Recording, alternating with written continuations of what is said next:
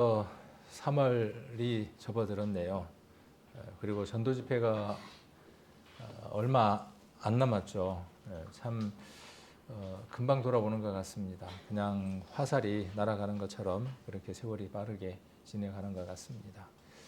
우리의 삶이 하나님 앞에 얼마나 많은 열매를 맺히고 살아가는가 하는 것은 신앙인으로서 아주 중요한 대목인 것 같습니다. 성경은 오늘 요한복음 15장을 통해서 그리고 또 시편 133편을 통하여 무엇에 대해서 말하고 있느냐 하면 열매는 어떻게 해서 열리는가에 대한 내용들을 잘 설명해 주고 있습니다. 요한복음에서는 예수님 안에 거하면 열매가 맺힌다. 전제 조건이 무엇이냐 하면 예수님 안에. 그래서 예수님 아니라고 하는 것은 우리가 여러 가지 부분들을 생각을 해볼 수 있을 겁니다. 그래서 그런 부분들을 오늘 말씀을 들으면서 또 제가 제시할 수 있을 것이고 우리 성도님들도 다시 한 번 더 생각을 해볼 수 있을 것입니다. 그 다음 또 시편 133편을 통하여 연합이라고 하는 내용들을 통하여 하나님께서 베풀어 주시는 은혜들 또 영생들 이런 부분들도 우리가 다시 한 번 더 이렇게 확인을 해볼 수 있을 겁니다. 그래서 오늘은 이 요한복음 15장 1절로 8절까지 해서 좀 중요한 단어가 되는 내용들을 제가 앞에 본문으로 이렇게 적어 두었습니다. 2절, 5절 그리고 8절을 이렇게 두었습니다. 2절에서는 약간의 열매가 맺힌다 하는 내용을 2절에서 기록하고 있습니다. 그래서 열매가 맺히는데 더 많은 열매를 맺히게 하기 위해서 예수님께서 어떻게 하시는지, 농부가 어떻게 하시는지에 대한 내용들이 기록되어 있고 5절에서는 이 사람은 어떤 사람이겠습니까? 이 사람은 과실을 많이 맺는다. 15장 우리가 잘 아니까 본문을 읽지 않아도 될 것 같습니다. 이따 또 뒤에 우리가 본문을 읽을 기회가 있으니까. 그래서 5절에 보시면 이 사람은 과실을 많이 맺힌다. 아까 앞에 나와 있는 열매를 맺는다, 과실을 맺는다라고 하는 용어에서 조금 점진적으로 앞으로 더 나아가 있습니다. 그러니까 신앙생활을 올바르게 하는 사람은 그리스도 안에 온전하게 있는 사람, 참 포도나무 안에 가지로 있는 사람들은 이렇게 점진적인 변화를 보인다 하는 것이 요한복음 15장에서 오늘 제가 우리 성도님들하고 교제하고자 하는 주된 내용이 되겠습니다. 그래서 열매를 많이 맺는다. 그리고 8절에 가서는 너희가 과실을 많이 맺으면 내 아버지께 영광을 받으실 것이요 아버지께서 영광을 받으실 것이요 너희가 내 제자가 되리라. 그래서 이렇게 세 단계의 열매 맺음에 대해서 이야기를 하고 있습니다. 그래서 참된 연합은 생명의 열매를 맺고 그 열매가 점진적으로 더 늘어난다 하는 것이 오늘 우리 성도님들하고 함께 이렇게 나누려고 하는 주된 내용들입니다. 포도나무가 어떤가요? 여기 보니까 이런 포도나무 있나요? 어디에서 사진을 찍어봤는지 모르겠는데 포도나무가 반듯반듯한 게 그렇죠? 반듯반듯한 게 위로 올라가서 가지는 엄청 푸르고 풍성하고 포도는 정말 이렇게 이 뒷맛이 다셔질 정도로 풍성한 포도를 이렇게 보여주고 있습니다. 농부의 부지런함, 열정 이런 것들을 볼 수 있는 포도밭이 아닌가 하는 생각을 해봅니다. 잘 아는 것처럼 성경에 비유되어 있는 무화과 나무라든지 포도나무라든지 여러 나무들은 어떤 특성들을 이야기를 하죠. 한 나라에 대해서 이야기하기도 하고 또 교회에 대한 어떤 비유이기도 합니다. 포도나무는 그 비유 가운데서 이렇게 이야기할 수 있죠. 그 나무로서 보통 나무들은 땔감도 되고 그늘을 만들어 주기도 하고 꽃이 이렇게 화려해서 눈의 즐거움도 주기도 하는데 포도는 그런 것들을 충족시키지 못한다 이런 얘기를 많이 들어보셨죠. 그런 것 같아요. 정말 땔감으로도 그렇게 썩 훌륭하지 않는 그런 나무입니다. 그래서 포도는 오로지 열리는 그 열매가 주인에게 기쁨을 주는 나무이기도 합니다. 이런 부분들을 가지고 예수님이 비유로 말씀하신 것은 우리들에게 주시고자 하는 그 목적이 열매에 있다는 것을 더욱 잘 알 수 있습니다. 먼저 포도나무와 가지의 관계를 우리가 살펴보는 게 좋을 것 같습니다. 요한복음 15장 한번 보겠습니다. 요한복음 15장 1절로 4절까지를 한번 천천히 같이 한번 읽어보도록 하겠습니다. 글자가 작으니까 성경을 찾으셔야 될 겁니다. 요한복음 15장 1절로 4절까지 말씀 천천히 한번 읽도록 하겠습니다. 내가 참 포도나무요 내 아버지는 그 농부라. 무릇 내게 있어 과실을 맺지 아니하는 가지는 아버지께서 이를 제해 버리시고 무릇 과실을 맺는 가지는 더 과실을 맺게 하려 이를 깨끗게 하시느니라. 너희는 내가 일러준 말로 이미 깨끗하였으니 내 안에 거하라. 나도 너희 안에 거하리라. 가지가 포도나무에 붙어 있지 아니하면 절로 과실을 맺을 수 없음같이 너희도 내 안에 있지 아니하면 그러하리라. 아멘. 예수님 안에 거하는 문제와 열매를 맺는 문제는 불가분의 관계입니다. 가지가 나무에 붙어 있으면 자동적으로 능동적으로 열매를 맺는다라고 이야기를 합니다. 그런데 만일 열매를 맺지 않는 것은 문제가 있는 것이다. 이렇게 지금 나열을 하고 있습니다. 그래서 참 포도나무는 누구냐 하면 예수님이고, 그리고 하나님은 누구냐 하면 내 아버지는 누구라고 말씀하고 계시냐 하면 하나님이다. 농부다. 그렇게 농부이다. 하나님은 그렇게 말씀하고 있습니다. 그리고 하나님의 역할에 대해서 말씀하시기를 내게 있어 과실을 맺지 아니하는 가지는 아버지께서 이를 제하여 버리시고 무릇 과실을 맺는 가지는 더 과실을 맺게 하려 이를 깨끗게 한다. 이렇게 말씀하고 있습니다. 그리고 우리는 어떤 사람이라고 지금 말하고 있습니까? 너희니까 우리는 이라고 이렇게 받을 수 있죠. 여기 3절에 기록하고 있는 대로 우리는 어떠한 사람들입니까? 이미 일러준 말이 뭐겠어요? 일러준 말. 일러준 말 그러면 우리가 머릿속에서 떠오르죠. 무엇인지. 하나님은 누구이신지, 예수 그리스도는 누구이신지, 그분이 왜 이 세상에 육신을 입고 오셨는지, 그리고 왜 삶이 필요하셨는지, 왜 십자가 위에서 그토록 고난 받으셨는지, 왜 장사됐는지, 왜 부활됐는지. 성경대로, 그렇죠. 성경대로 누구 죄를 위해서? 나의 죄를 위해서. 중심이 나라고 하는 것을 알 수 있죠. 그렇게 일러준 말로 우리는 이미 어떻게 되어진 자들입니까? 깨끗게 되어진 자들이에요. 얼마나 감사합니까? 그러니까 이 정체성이 누구이냐 하면 지금 가지이다라고 이야기를 하고 있습니다. 가지는 누구냐 하면 이것이 가지라는 거예요.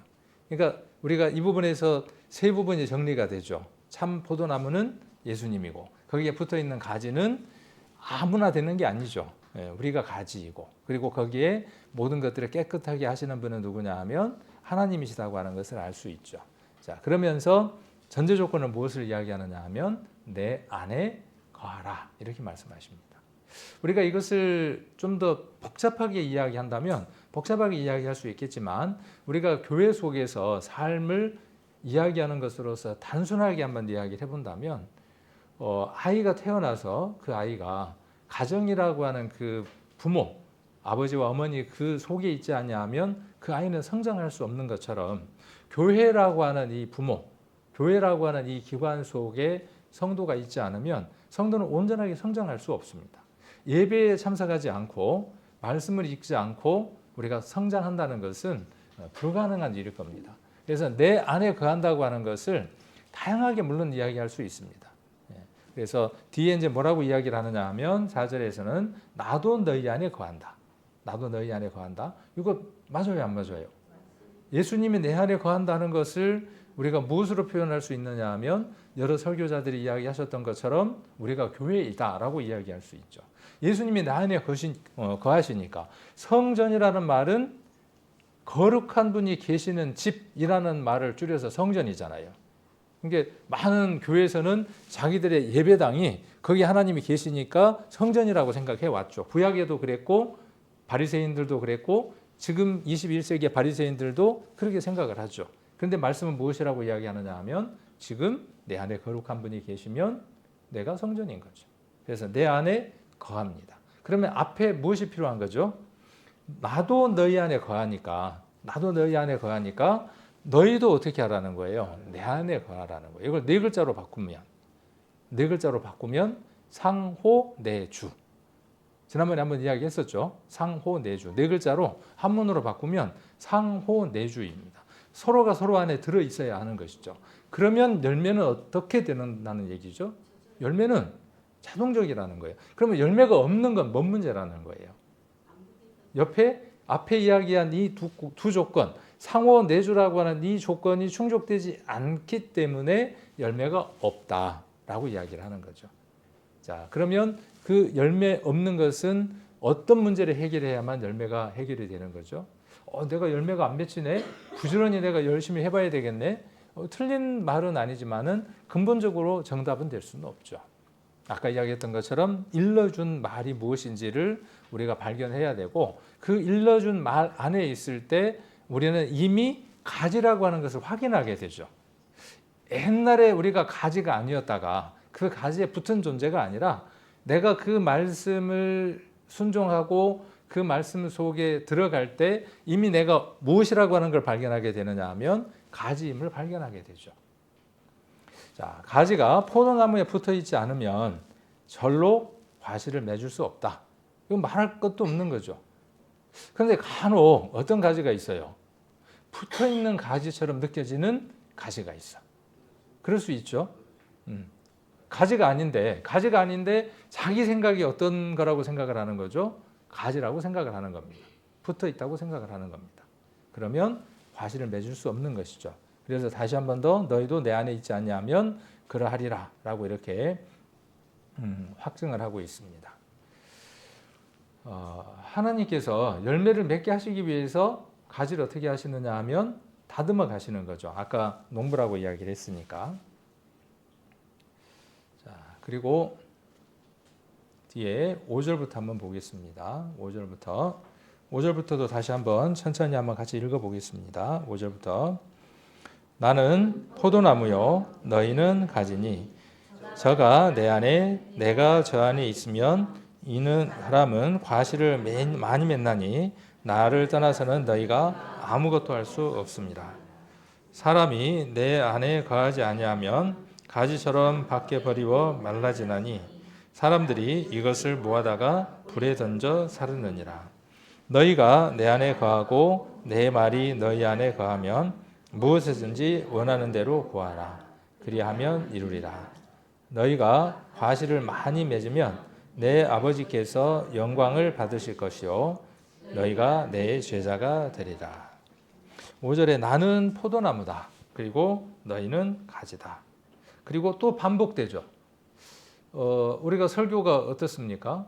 지난주 설교자가 설교한 내용과 그 다음 주 설교자가 달라졌지만 본문의 내용도 달라졌지만 이야기하는 것이 결국 어때요?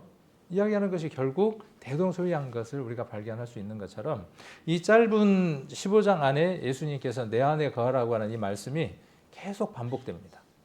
아마 이것을 효율적인 면을 본다 그러면 가성비를 본다 그러면 종이를 지금 낭비하고 있는 거죠.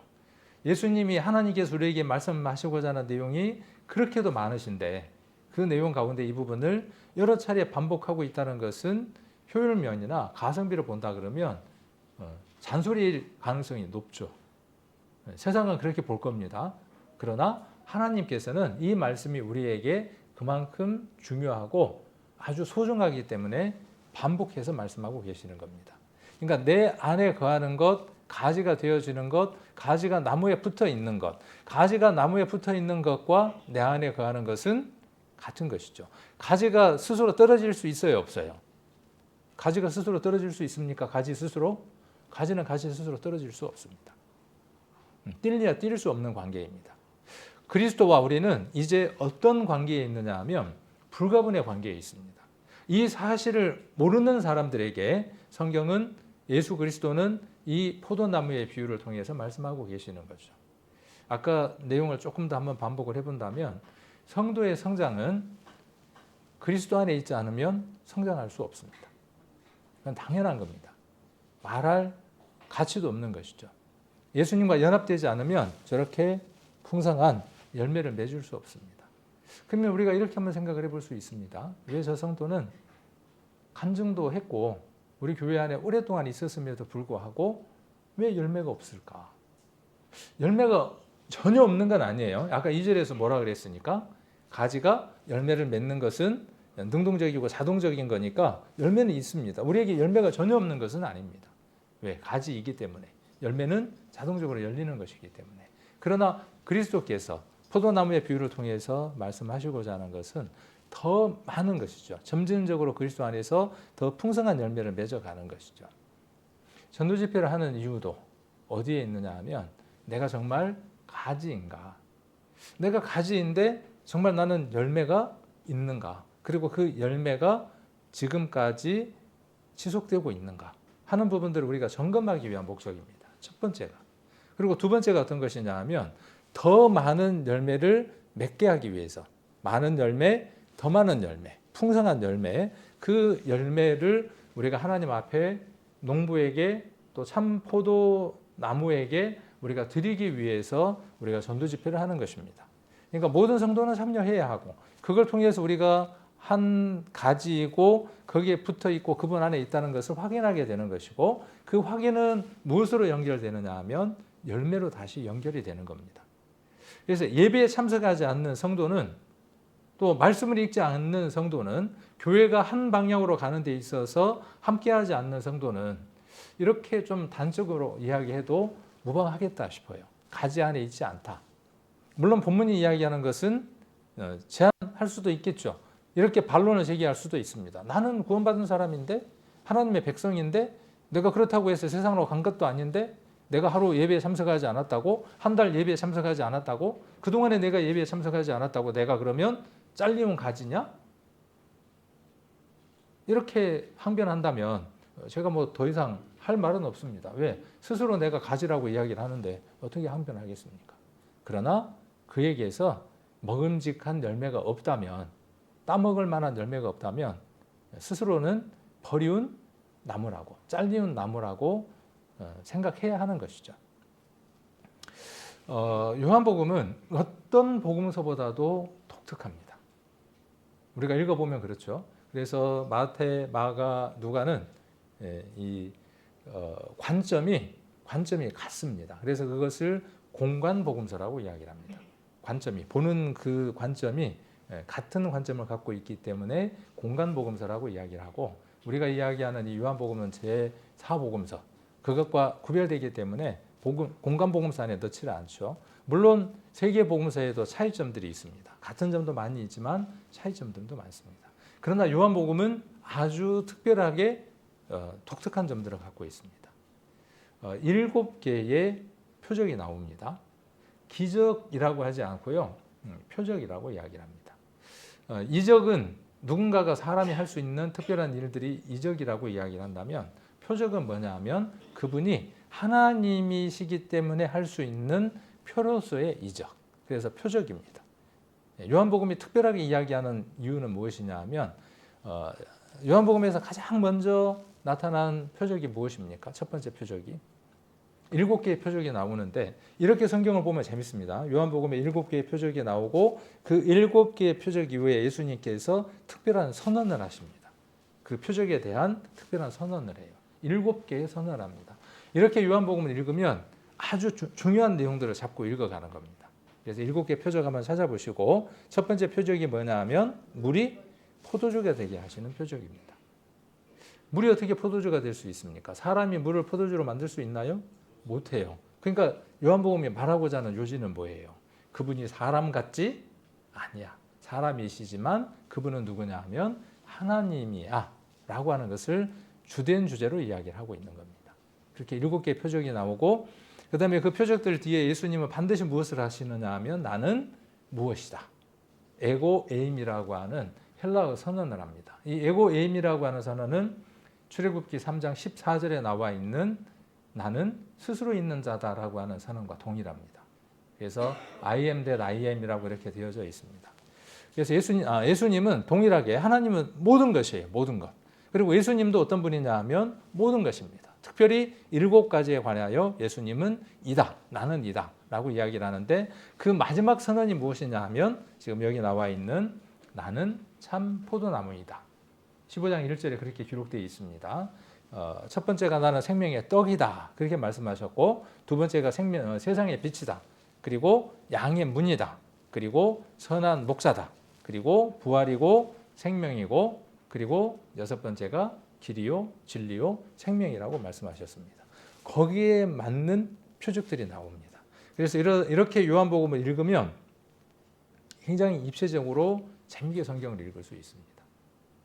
그래서 이 요한복음 속에서 나는 포도나무다라고 이야기를 하시고 그러면 너희는 누구냐 하는 것이죠. 가지입니다. 정체성입니다. 가지가 어디에 붙어 있어야 된다? 계속 성경도 그것을 반복하고 있고 저도 그것을 이렇게 이제 반복을 하고 있습니다. 자, 이렇게 풍성한 열매를 맺을 수 있는 조건은 무엇이다? 다시 한 번 더. 우리가 이렇게 풍성한 열매를 많이 맺을 수 있는 조건은 무엇이다? 연합하는 것이다. 그분과 하나가 되는 것이다. 그러면 그분과 하나가 되어지는 방법들을 여러분들이 어떻게 해야 하죠? 신앙 가운데에서 찾아가야 하죠. 저는 그 방법의 제시로 무엇을 제시를 했느냐 하면 예배에 적극적으로 참석하는 것을 그 한 방안으로 여러분에게 제시를 해드렸습니다. 그리고 말씀을 읽는 것으로 그 방안을 제시를 해드렸습니다. 자, 영적 생명력을 우리가 가지고 있는데 이 그림이 제대로 보이나요? 뭘로 보이죠? 휴대폰이에요. 휴대폰 배터리가 지금 점점 줄어져 가고 있죠. 휴대폰이 배터리가 없으면 어떻게 되어집니까? 배터리? 제가 발음이 어느 나라 발음인지는 모르겠습니다. 우리나라 발음입니다. 자, 이 휴대폰이 배터리가 없거나 휴대폰이 잘 작동을 하더라도 배터리도 충만하게 채워져 있고 모든 기능이 완벽하더라도 휴대폰을 이렇게 쓸어내려서 휴대폰에 보면 뭔 기능이 있냐 하면 비행기 그림이 있어요. 혹시 보셨습니까? 혹시 휴대폰에서 이렇게 창을 이렇게 쓸어내리면 비행기 표시가 있어요. 우리 예배 때 사용하십시오. 그러면 저 소리가 안 납니다. 그 휴대폰 예배 참석하실 때 편한 방법 중에 하나가 뭐냐 하면 싹 쓸어내려 가지고 비행기 버튼을 딱 누르면 어떻게 되냐 하면 비행기 탈 때 그걸 눌러라는 게 아니고 이게 비행 모드라고 이야기를 하는 건데 내가 외부하고의 모든 정보를 차단하겠다. 이 시간 이후로 내가 밖에서 오는 정보는 내가 보지 않겠다 할 때 누르면 차단되는 겁니다. 신앙인이 이럴 수 있어요, 없어요? 신앙인이 이럴 수 있습니다. 마음에 갈등이 오고 사단이 우리를 유혹하기 시작을 하면 그렇게 모든 것들을 꺼버리고 두문불출할 수 있습니다.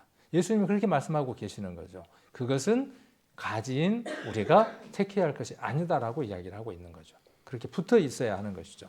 이렇게 배터리가 없어도 휴대폰은 저 역할을 할 수 없게 되고 스스로 그 기능을 꺼도 그 역할을 할 수 없습니다.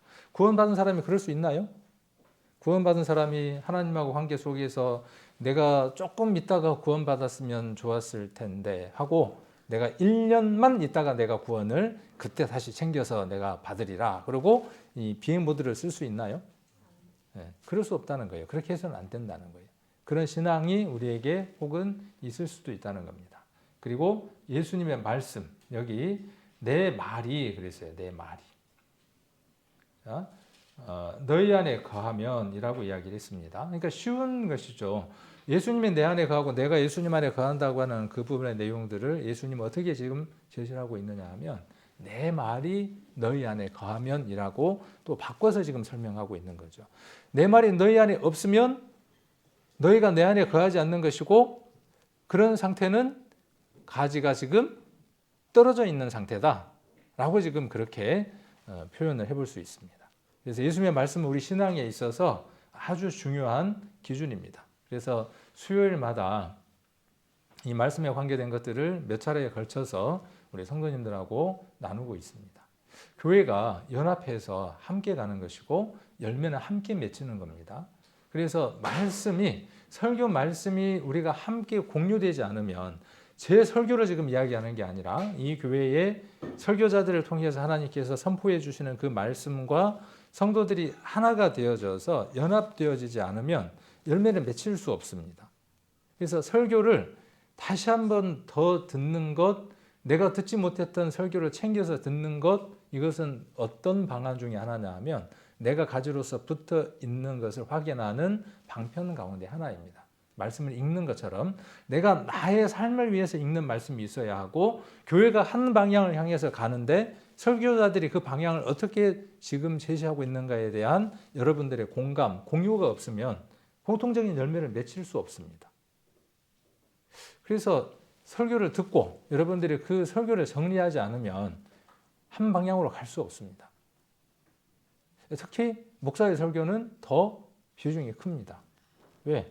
목사에게 하나님이 그 일을 맡기셨고 저는 그 일을 맡았다고 생각하기 때문에 일련의 방향, 우리 성도님들이 가야 할 방향들을 설교 가운데에서 제시하고 있습니다. 하나님께서 그렇게 사용하시라고 열어서 기도하고 그 방편 가운데에서 도구로서 이 역할들을 합니다. 그러니까 설교를 듣지 않으면 그 방향을 알 수 없습니다. 힘들지만 저는 힘들어요. 힘든 게 뭐가 힘드냐면 설교 준비하는 것도 힘들고 그리고 그냥 하는 게 아니라 방향성을 정해서 하는 것도 힘들고 그리고 설교가 끝난 다음에 우리 성도님들이 이 설교를 들었으면 좋겠다는 마음에서 다시 한 번 더 그걸 문자로 보내는 것도 힘들고 밴드에다가 올리는 것도 힘들고 그걸 다시 요약하는 것도 힘들어요. 이렇게라도 요약해서 보내면 그래도 우리 성도님들이 입맛이 조금 다셔져서 밥을 더 먹지 않을까. 애들이 그렇잖아요. 밥맛이 없고 애들 밥 안 먹는다 그러니까 수저 들고 따라다니잖아요. 그런 마음이에요. 왜? 말씀이 없으면 내 말이 없으면 깨끗하게 되었다는 사실, 일러준 말로 깨끗하게 되었다는 사실을 잊어버리게 됩니다. 가지의 역할을 할 수 없게 됩니다. 그러니까 말씀을 떠난 자는 오늘 이렇게 이야기할 수 있어요. 말씀을 읽지 않는 자, 말씀을 떠날 가능성이 농후한 자, 그 사람은 가지에서 떨어진 자일 가능성이 농후해진다는 사실을 우리는 잊지 말아야 한다는 것이죠. 성경 읽지 않으면요, 내가 가지인지에 대한 생각들을 자꾸 잊어져 가게 됩니다. 말씀이 우리 안에 가득 거하게 되면 그 말씀이 우리를 한 방향으로 인도해 갑니다. 여러분들이 말씀을 계속 읽으면 한 방향으로 가게끔 되어져 있습니다. 자, 그리고 예수님과의 단절을 지금 이야기를 하고 있죠. 말씀을 읽지 않으면 그 말이죠. 내 말이 너희 안에 거하면, 반대로 내 말이 너희 안에 거하지 않으면 어떻게 된다는 거죠? 잘리운다는 거예요. 잘려져 있다는 거예요. 단절되어 있다는 거예요. 그러면 가지처럼 밖에 버리워 말라지는 거죠. 이 그림도 뭔 그림인가 좀 이해가 잘 안 되죠. 뭔 그림이겠습니까? 예수님과 단절된 가지를 그림으로 그려준 거예요. 가지인데 지금 어떻게 된 가지냐 하면 말라 비틀어진 가지예요. 말라버렸어요. 잘 안 되네요 오늘.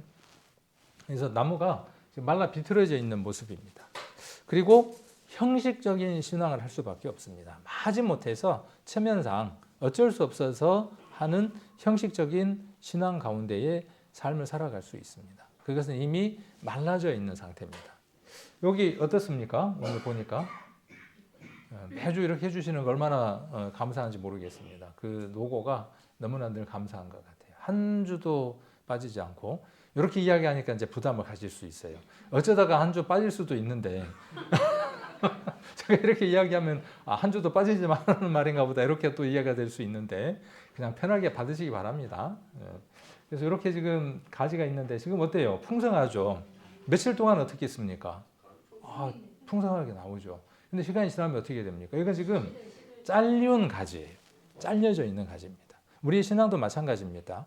그리스도 안에 있지 아니하면, 붙어 있지 아니하면 지금은 당장은 생생한 것 같고 뭔가 하는 것 같지만 그것이 지속되지 못하면 언젠가는 말라 비틀어지는 상태가 옵니다.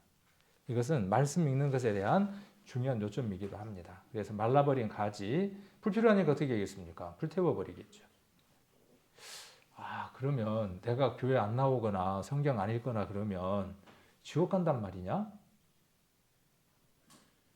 오늘 제가 그렇게 말씀드리는 건가요? 15장에 그 말씀을 하고 있는 건가요? 말을 잘 알아들어야죠. 구원받은 우리들에게 우리가 어떻게 살아야 하는 것에 관한 이야기를 하고 있는데 뜬금없이 구원받은 사람도 지옥 간다냐 그러면 할 말이 없어요. 그래서 더 이상 이야기 안 합니다. 그 부분에 대해서는 말할 가치가 없으니까.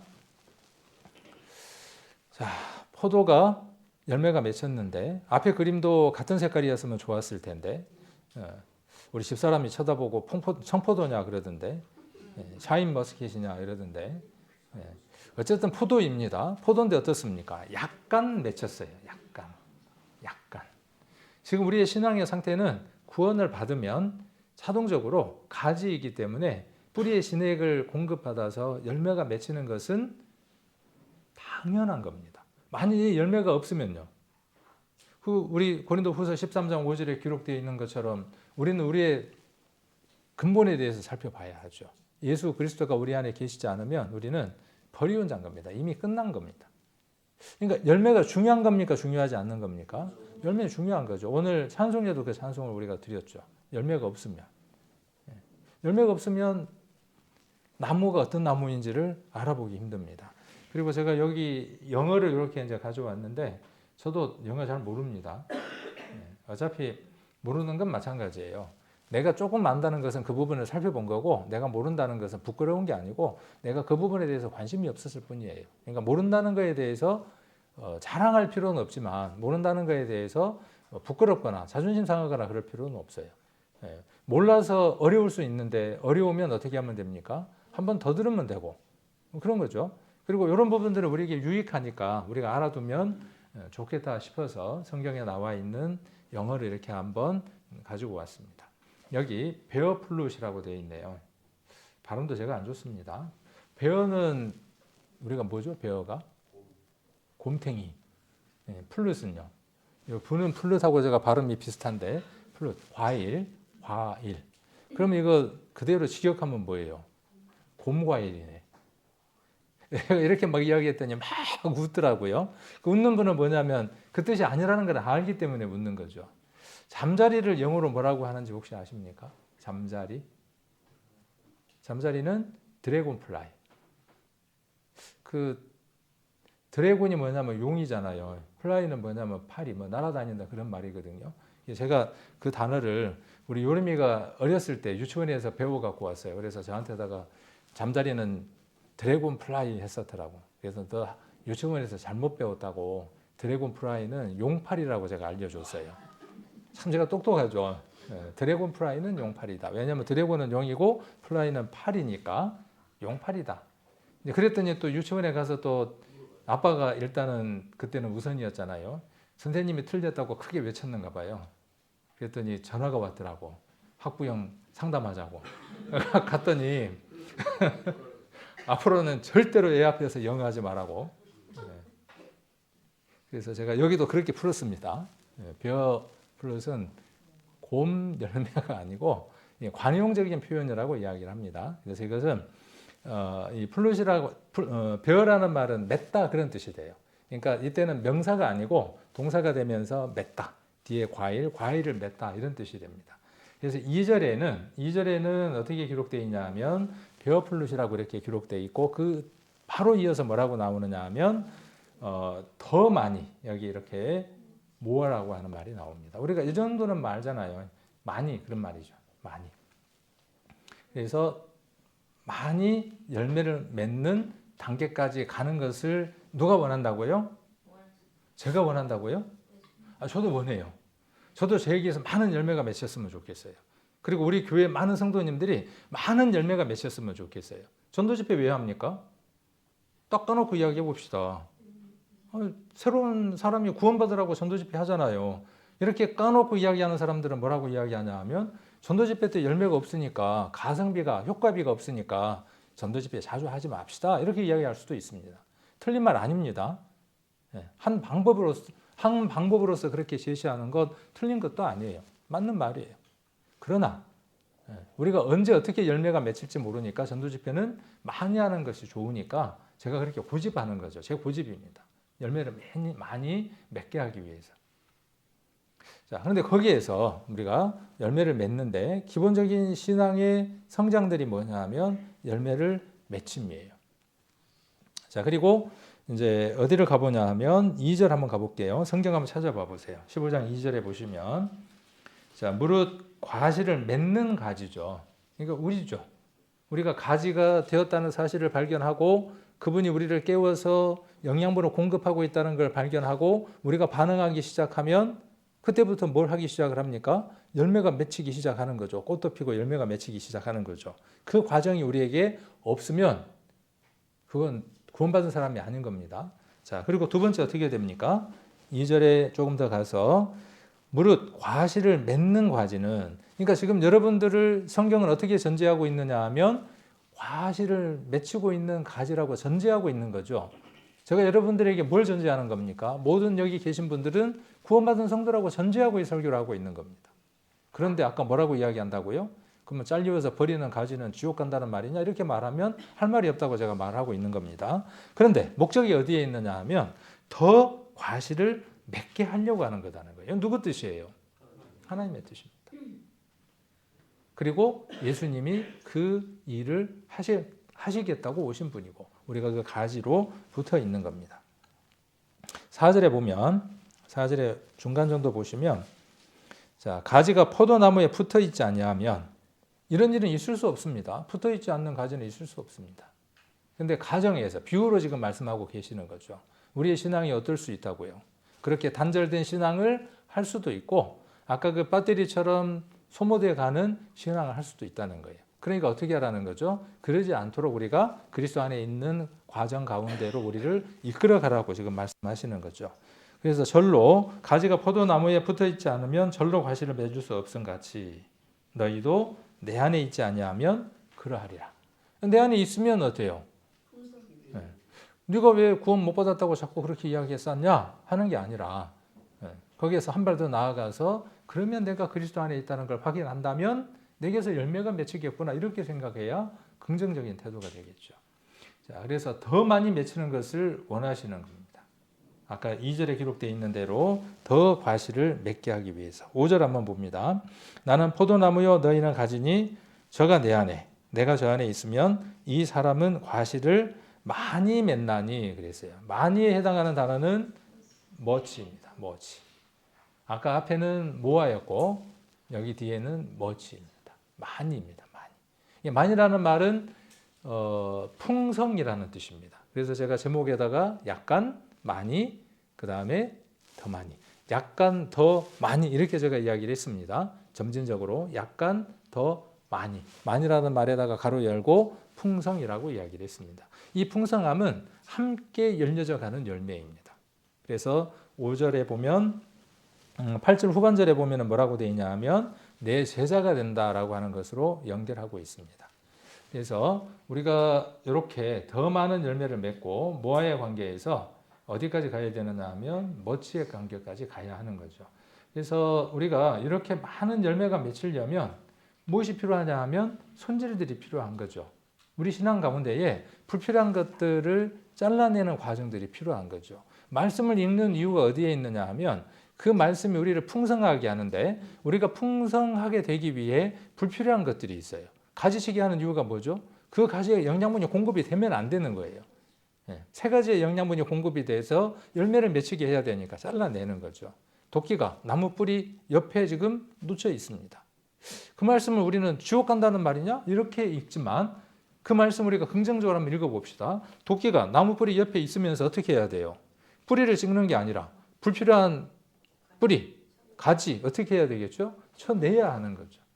우리 안에 불필요한 많은 부분들이 있습니다. 그걸 무엇이 인지하고 알게 하느냐 하면 말씀이 그리스도 안에 있을 때 그것들을 발견하고 해결하게 합니다. 그래서 신앙은 훈련이 없으면 올바른 신앙이 될 수 없습니다. 학교를 보내는 이유가 무엇 때문에 그렇습니까? 한 번 말해가지고는 바른 삶이 어려워요. 성경을 우리가 배우는 이유가 무엇 때문입니까? 한 번 들어갖고는 안 돼요. 그렇죠? 수요일날 우리가 배운 것처럼 교훈과 책망과 바르게 함과 의로 교육하는 그 과정이 없으면 항상 어떤 상태가 되어져 있냐 하면 비틀어져 있는 상태로의 삶을 살아갑니다. 내가 비틀어져 있는지를 몰라요. 비틀어져 있다는 것은 누가 알려주는 겁니까? 성경이 알려준다고요. 창세기만 알려줍니까? 요한계시록은 알려주지 않습니까? 시편만 알려줍니까? 잠언만 알려줍니까? 아닙니다. 모든 말씀이 우리를 바르게 함으로 책망으로 의로 교육하기로 이끌어가는 것이죠. 그것을 통해서 우리가 훈련하지 않으면 안 된다는 거죠. 예배에 참석하는 것도 훈련이 필요한 겁니다. 10시 41분쯤 오시는 분은 그게 습관이 돼 있어갖고 10시 40분쯤 오십니다.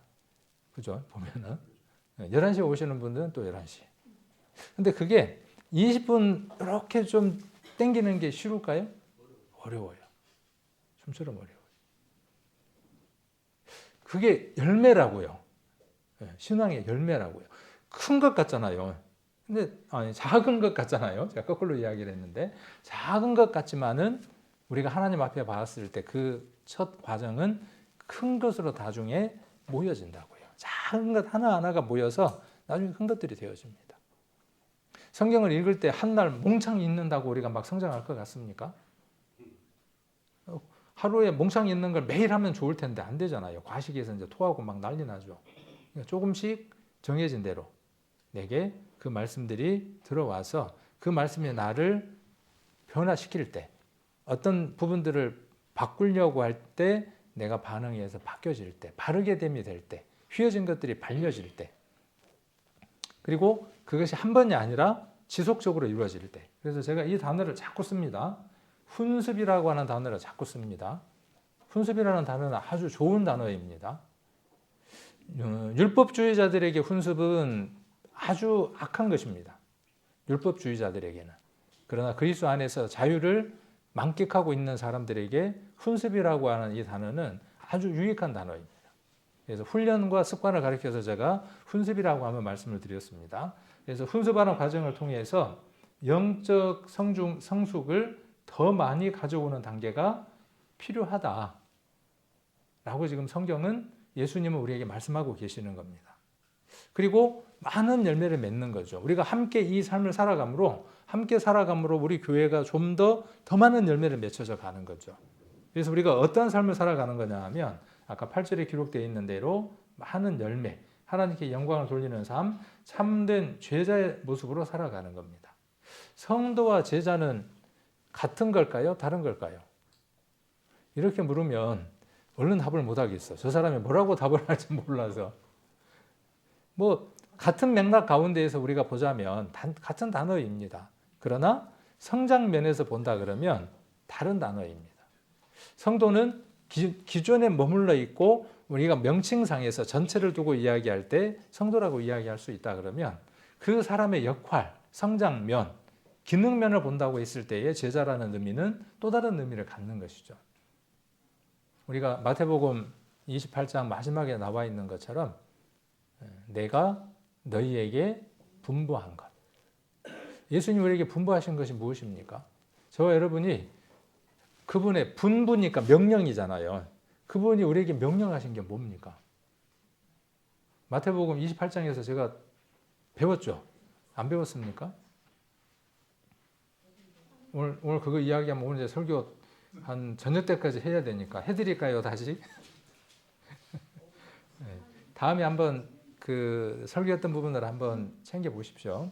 분부하신 게 한두 가지가 아니에요. 어디서부터 시작을 하느냐 하면 마태복음 5장부터 시작을 합니다. 산상부터 시작하죠. 예수님이 산 위에 올라가셔서 설교를 하셨어요. 산 위에서 설교하시면서 쭉 설교하시고 기억납니까? 이 설교가? 예수님의 설교 말고 제가 그거에 대해서 했던 설교. 올라가셔서 말씀하시고 예수님이 어떻게 하셨냐면 마태복음에 산 위에서 내려오셔서라고 이야기를 합니다. 그러니까 여기서부터 여기까지가 한 부분이 되겠죠. 그때 말씀하신 명령이에요. 그리고 또 다른 부분들이 있어요. 5 부분 정도의 분부하신 명령이 있습니다. 알아야 면장을 하지. 알아야 지난번에 빌립보서에 나와 있는 대로 배운 것을 가르치고 말해주고 보여주고 어떻게 할 거 아닙니까? 설교는 여러분들을 가르치는 과정입니다. 그러니까 여러분들은 설교를 통해서 내가 알지 못했던 부분들을 알아가야 합니다. 그리고 알아간 부분들을 어떻게 해야 합니까? 내가 담고 있는 것으로 끝나는 게 아니라 예수님의 분부대로 가르치는 겁니다. 그것이 누구이냐 하면 제자입니다. 그 삶을 살아가는 사람들이 어떤 사람들이냐면 제자입니다.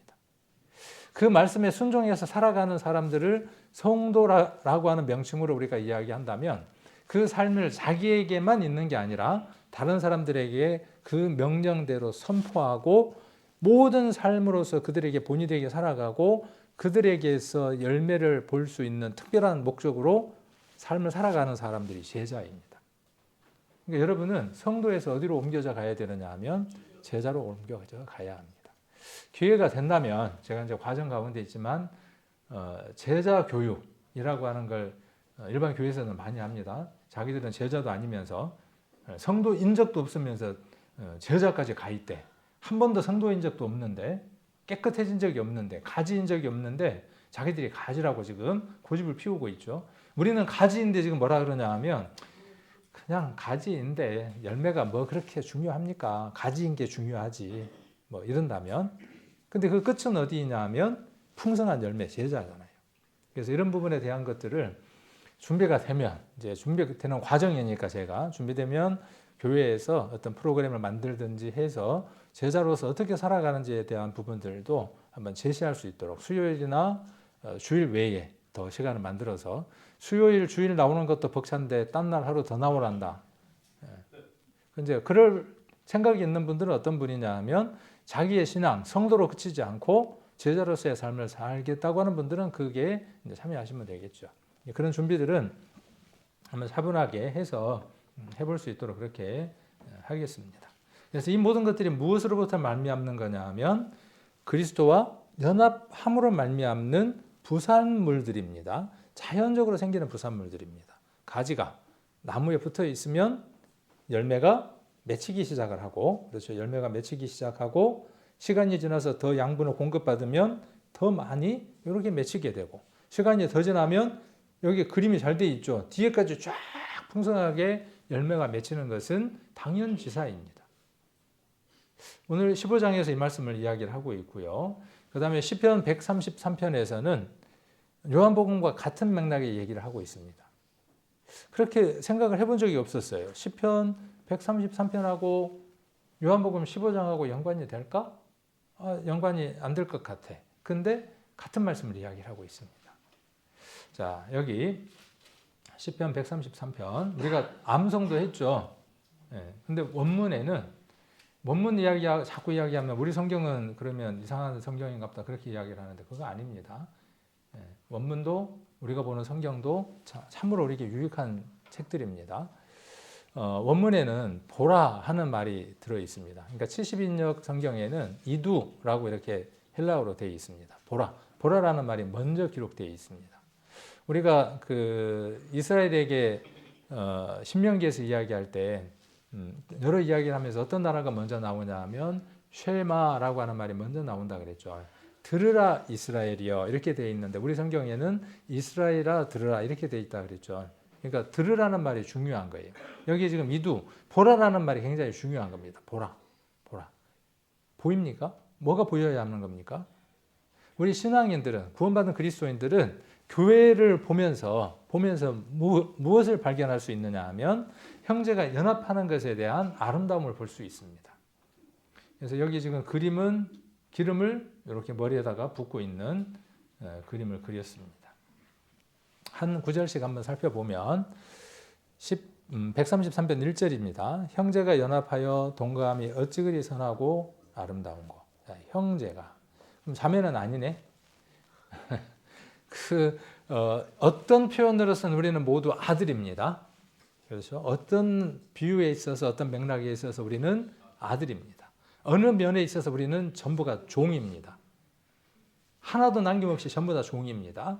또 어느 면에 있어서 우리 전부는 신부입니다. 여성의 성입니다. 어느 면에 있어서는 우리는 전부 남성의 성인 형제입니다. 그래서 이런 부분들 우리가 오해하지 않아야 하죠.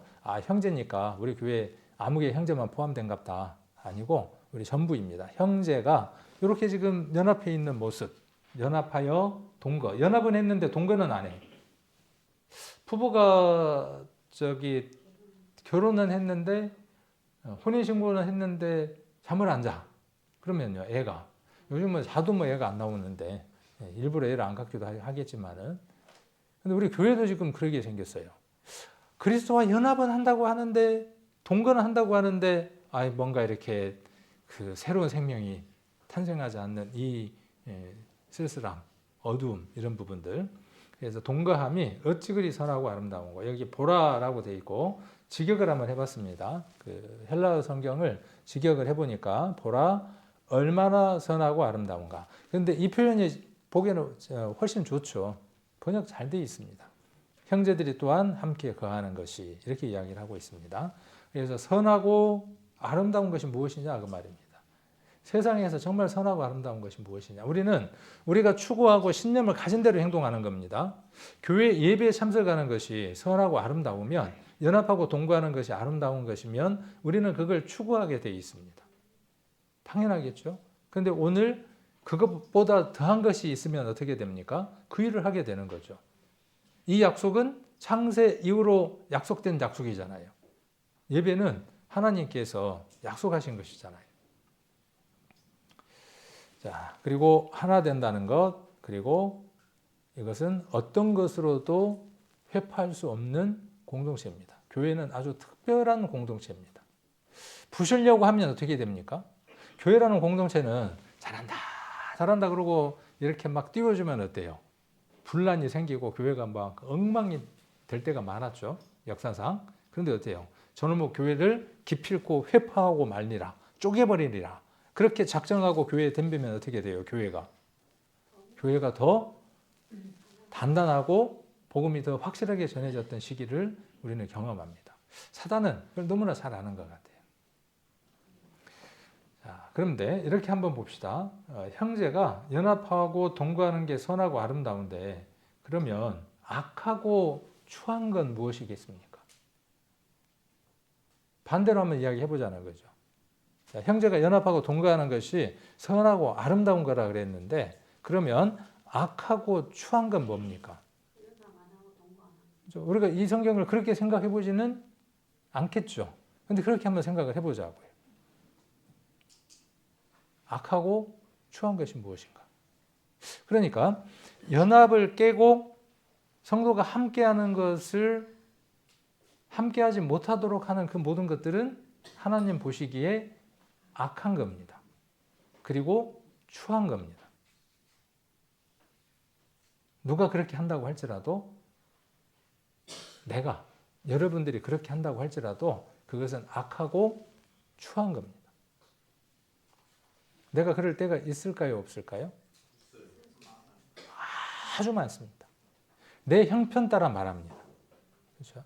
교회가 누구 형편 따라 가야 되느냐 하면 내 형편 따라 가야 되는 거예요. 집에 개밥을 줘야 되니까 수양에 참석을 못 한다는 거예요. 옛날에. 개밥 줘야 되니까 수양회에 못 가겠다는 거예요. 집에 짐승이 있는데 어떻게 가겠냐는 거예요. 그건 누구 형편이에요? 내 형편이에요. 근데 내가 못 가겠습니다까지는 괜찮은데 왜 먼 데까지 가냐? 우리가 교회에서 어떤 의논들을 해보잖아요. 의논들을 하면 자, 우리가 기준들이 뭐가 돼야 되느냐 하면 앞으로 열매를 우리 교회가 많이 맺히기 위해서는 연합이냐 동거라느냐 하는 게 기준이 돼야 돼요. 내가 하는 말이 내가 하는 행동이 함께 할 수 있도록 하느냐 연합하게 하느냐 그러지 못하면 악한 겁니다. 그런데 우리는 본능적으로 어떠냐 하면 내 형편을 먼저 이야기하는 거예요. 뭐뭐 하자 그러면 어때요? 내 형편이 그걸 못할 형편이야. 그럼 어떻게 해야 돼요? 못하면 입 다물고 있어야죠. 할 수 있는 사람은 할 수 있도록. 그게 유익한 일이고 하나님 앞에 아름다운 일이면 입을 다물고 있어야 하는 거예요. 그런데 내가 못하니까 어때요? 체면이 구겨져. 그러니까 어떻게 해요? 못하게 해야죠. 왜? 나만 못하는 게 아니라 다른 사람도 못해야 되니까. 그래서 우리가 어떤 공동체든지 우리가 공동체 안에 있을 때 내 말은 반드시 영향력을 미칩니다. 저와 여러분은 어떤 의미로든 영향을 미치는 존재들입니다. 눈빛 하나, 말 하나에서. 그래서 우리의 열매가 연합과 동거하는 데에 거침이 되지 않도록 하나님 보시기에 악한 것과 추한 것이 되지 않도록 우리의 모습들도 돌아보는 것이 필요합니다. 자, 아론의 머리에서 그랬어요. 우리가 아까 요 보기를 보면 기름이 나오고 이슬이 나옵니다. 연합된 것이 어떻게 연합되는가에 대한 과정들을 보여주는 겁니다. 연합은 반드시 아래에서 위로 올라가는 연합이 아니라 위에서 아래로 어떻게 되어지느냐 하면 은혜가 풍성하게 흘러갑니다. 위에서부터 작은 줄기가 내려오면서 그 내려왔던 것들이 어떻게 되어지느냐 하면 가득 채워져서 풍성함을 맛보게 합니다. 교회는 그런 곳입니다. 여러분들이 어떠한 은혜를 받았다면 그 은혜가 아래로 내려갈 수 있도록 여기 머리에 있는 보배로운 기름이 수염. 자, 머리로부터 어떻게 됐습니까? 머리, 수염, 옷깃입니다. 요한복음 15장하고 연관이 되죠. 머리에서는 약간이죠. 흘러내리더라도 약간씩 흘러내리는데 수염에 왔을 때는 어떻게 돼요? 그게 이렇게 흘러내려와서 머리보다는 더 많은 양이 수염에 고이게 되고 옷깃까지 흐를 때는 어떻게 돼요? 그 양이 점점 많아지게 되죠. 이슬도 어떻습니까? 이슬도 헐몬의 이슬이 그곳에서는 어때요? 그 산 주위를 이렇게 채우고 있던 이슬들이 점점 내려오면서 이건요 이스라엘의 지도를 보지 않으면 이해를 할 수 없습니다. 이스라엘의 지도 시온의 산이 몇 개의 산이 있는가를 모르면 이것도 이해를 잘 못해요.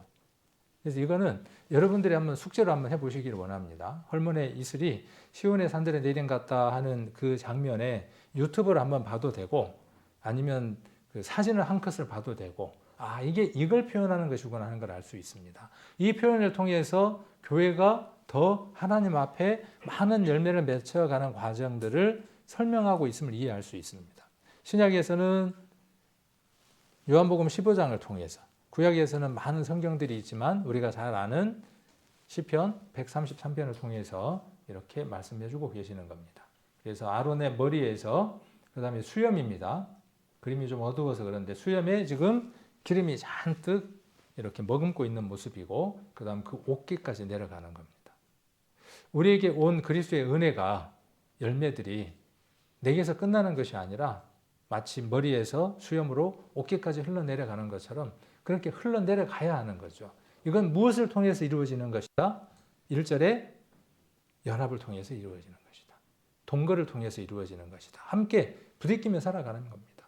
동거하면서 좋은 일만 있을까요? 나하고 틀리니까 많이 부딪히겠죠.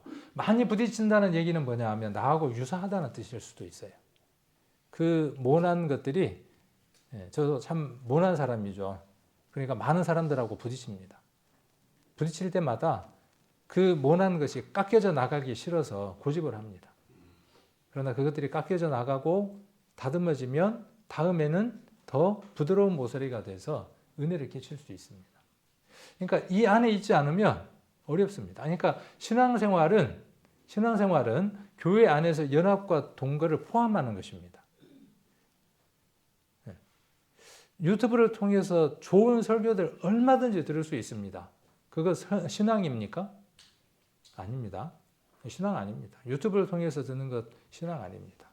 예배에 자주 참석하는 그 모든 과정들이 연합과 동거들입니다. 그러니까 더 많이 만날 수 있어야 돼요. 더 많이 만나면 더 많이 싸워요. 더 많이 갈등도 있고 그 과정들을 통해서 더 풍성함들이 더 많아지게 되는 겁니다. 자, 그리고 생명을 주는 이슬. 아까 헐몬의 이슬이 시온의 산들에 내린 같도다. 자, 그리고 그 속에서 하나님이 주시는 복은 무엇이라고요? 영생이라고 하는 복을 허락해 주셨다고요. 그래서 이렇게 나중에 한번 시온산에 그 만년설에 그 눈이 녹아서 산 아래에 이렇게 이슬이 나와 있는 모습, 그리고 그것들이 흘러서 어디까지 가느냐 하면 시온이 어디인지 한번 찾아보셔야 돼요. 제가 한 컷 보여드릴 수도 있어요. 그런데 한번 찾아보십시오. 이 성경 구절들을 찾아서 그 그림의 컷을 보시고 나를 통해서 교회 안에 하나님이 무엇을 이루시려고 하는가 하는 것들에 대한 것들도 한번 살펴보시면 좋겠습니다. 그래서 복을 명하셨나니 영생입니다. 그래서 복이고 그리고 영원한 생명. 자, 그동안에 잠깐 했던 설교들 한번 정리를 해보면, 오늘 했던 설교를 정리를 해보면 예수님과의 관계를 점검하는 게 필요하겠다라는 생각이 듭니다. 나는 어떤 관계인가? 정말 나는 가지인가? 나는 예수님께 붙어있는 가지인가? 신앙이 형식적이지 않는가? 말씀과 기도로 예수님과 잘 연결되어져 있는가? 그리고 예배와도, 그리고 교회에서 하나됨을 실천하고 있는가? 서로 사랑하고 용서하는 것. 나보다 남을 더 존중하는 마음을 갖는 것. 나보다 남을 더 존중한다? 이 주제로 한번 설교했던 것, 들었던 것 기억나시죠? 그리고 사소한 다툼과 분열을 피하고 연합을 이루는 것. 이런 부분들 우리가 말씀을 들으면서 한번 점검해 보는 게 필요하고 어떻게 실천할지도 한번 생각해 보는 게 필요합니다. 그리고 실질적인 도전이 필요한데 예수님께 더 가까워지기 위한 한 가지 실천을 한 번씩 챙겨보는 겁니다. 오늘 이 말씀을 듣고 듣는 걸로 끝나는 게 아니라 나는 그러면 다음 예배 때 10분 더 일찍 오기. 도전! 그런 거예요. 옛날에 봤잖아요. 도전! 한번 해보는 겁니다. 내가 수요일 날 예배에 참석하지 않았는데 수요 예배에 참석하는 것 도전! 한번 해보는 겁니다. 내가 그동안의 성경을 전혀 안 읽었는데 5분만 한번 읽어보기. 하루에 1시간씩 보는 사람에게는 5분, 에게 그러겠지만 이거 뭐냐면 도전입니다. 도전. 자, 그리고 교회 하나됨을 위한 한 가지 행동을 해보는 겁니다. 내가 의논할 때 이 발언하는 게 이 공동체에게 도움이 될까? 안 될 것 같아. 그럼 어떻게 하는 거죠? 찍 하고 지퍼를 채우는 거예요. 이게 쉬울까요? 쉬운 일이면 제가 도전이라고 여기다 적지 않습니다. 이건 도전입니다. 제게도 도전이에요. 그리고 내가 맺어야 할 열매가 무엇일까를 한번 정해보는 겁니다. 그래서 요한복음 15장 5절에 나는 참 포도나무요 너희는 가지다. 이것과 같은 말씀이 시편 133편 1절 형제가 연합하여 동거함이 어찌 그리 선하고 아름다운 거가 같은 맥락의 말씀이라는 것. 그래서 이 말씀을 기억하고 우리 성도님들이 예수님과 동행하는 삶 그리고 교회에서 하나 되는 것을 실천할 수 있도록 예배에 참석하는 것과 보이지 않는 것에서 어떻게 실천할 건지 이런 부분들을 오늘 말씀을 듣고 점검해보고 정리해두고 한 주간 실천하는 그런 삶들이 되시기를 원합니다.